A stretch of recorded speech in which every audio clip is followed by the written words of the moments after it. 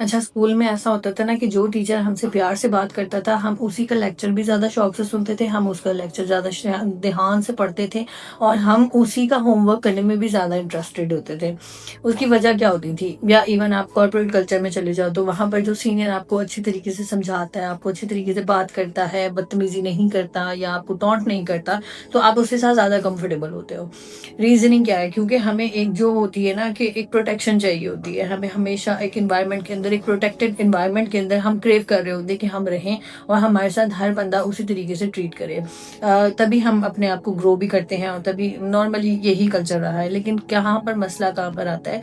जब हम लोग जो है इस चीज़ की आदत बना लेते हैं और हम आउटर जो है वर्ल्ड में बाकी लोगों से ये सोच रहे होते हैं और ये डिज़ायर कर रहे होते हैं कि वो आपको एक प्रोटेक्टेड एनवायरनमेंट दें, लेकिन हम अपने लिए वो प्रोटेक्टेड एनवायरनमेंट नहीं बना रहे होते हैं।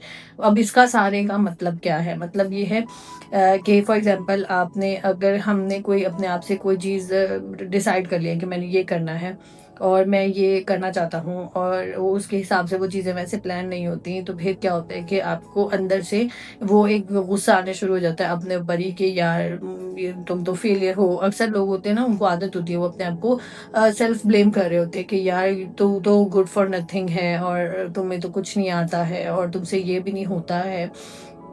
तुम हाँ, बार-बार ये गलती क्यों करते हो या तुम बार-बार ये गलती क्यों करती हो? मैं बार-बार हर बंदे पे ऐसे ट्रस्ट क्यों कर लेती हूँ? मैं हर बार यही मिस्टेक क्यों करती हूँ? मुझे ये समझ क्यों नहीं आ रहा है?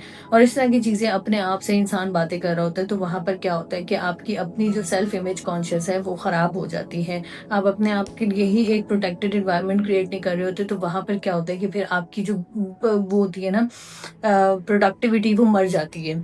अपने आप के साथ ये नहीं करना है, अपने आप को हमेशा अपने अपने आप को अपलिफ्ट करना है। जब जैसे हम उन टीचर्स को देखते थे, जैसे हम अपने सीनियर्स को देखते हैं, जब वो हमें अपलिफ्ट करते हैं तो हम अच्छा परफ़ॉर्म करते हैं। इसी तरीके से आपने अपने आप को भी थोड़ी-थोड़ी देर बाद वो धमकी देते रहना है कि यार नहीं, तुम तो अच्छा कर रहे हो, तुम इससे अच्छा कर सकते हो। हमने देखा है ना, जो ज़िंदगी में लोग आगे बढ़ते हैं, जो ज़िंदगी में कुछ अचीव कर लेते हैं, वो कहीं न कहीं वो अपने आप को एक दफ़ा वो कर रहे होते हैं कि यार तुमने ये करना है, तुम ये कर सकती हो, तुम ये कर सकते हो, तुमसे हो जाएगा। और आप एक दफ़ा ये प्रैक्टिस करके देखोगे तो आपको पता चलेगा कि इसका कितना फ़ायदा होता है।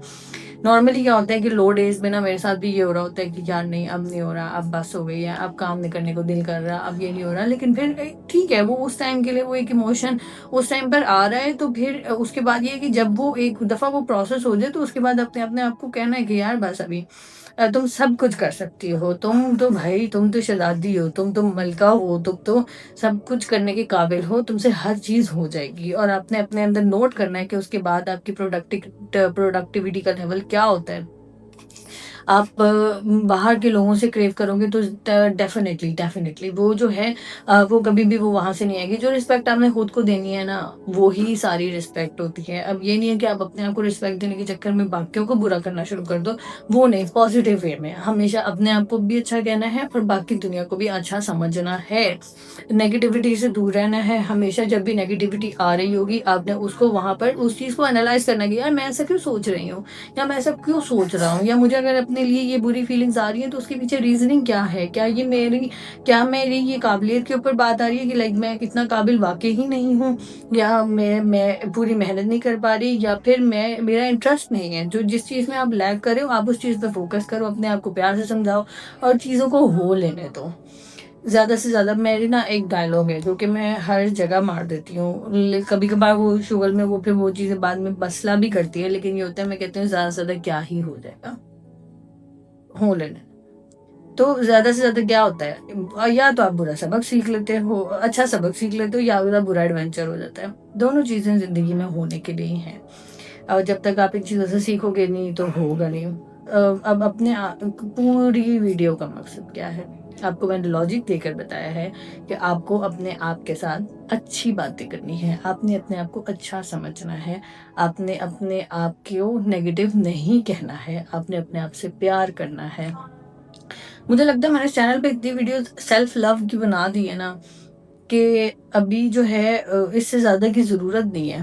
आप ये पिछली वीडियोज़ भी देखेंगे, मैं बार-बार ये कहती हूँ, और मैं शायद ये बार-बार इसलिए कहती हूँ क्योंकि मैंने अपनी ज़िंदगी में बड़ा लंबा टाइम निकाल दिया और मैं ये चीज़ें समझ रही हूँ और ये समझने की कोशिश कर रही हूँ कि ये जो है बाय द टाइम ये चीज़ें जो हैं आपको तंग करती हैं अगर ये आपके साथ-साथ चलती रहें। तो बेहतर ये है कि टाइम से आप इन चीज़ों को समझ लो कि नेगेटिविटी जो है ना, आपको अपने अंदर से निकालनी ज़रूरी है। आपको अपने आप को बेहतर करने की ज़रूरत है। आपको अपने आप से प्यार करने की ज़रूरत है। सेल्फलेस होना अच्छी चीज़ होती है, लेकिन आपको देखना है कि सेल्फलेसनेस के साथ-साथ आप अपने आप को कहीं सेल्फ हेट तो नहीं कर रहे हो, आप इग्नोरेंस पे तो नहीं जा रहे हो अपनी ज़ात को लेकर। तो ये सारा कुछ है, लेकिन by at the end of the day क्या है, घुमा फिरा के बात वही है कि अपने आप से प्यार करना है।